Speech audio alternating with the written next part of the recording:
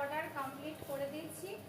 তার আগে chilli chicken ছিল, আর এখন পনির পোলাওয়ের অর্ডার এসছে। দেখো, সেজন্য পনির পোলাওটা বানিয়েছি। পনির পোলাও আমি পুরোটাই হোয়াইট রাখি, আর দেখো এই সাইজের কাজু কিশমিশ আর পনিরের ভর্তি, দেখলেই বুঝবে।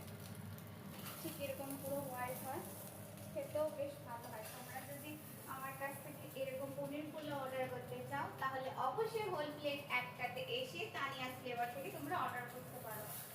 এত বেশি গরম লাগছে, বাপরে বাপ,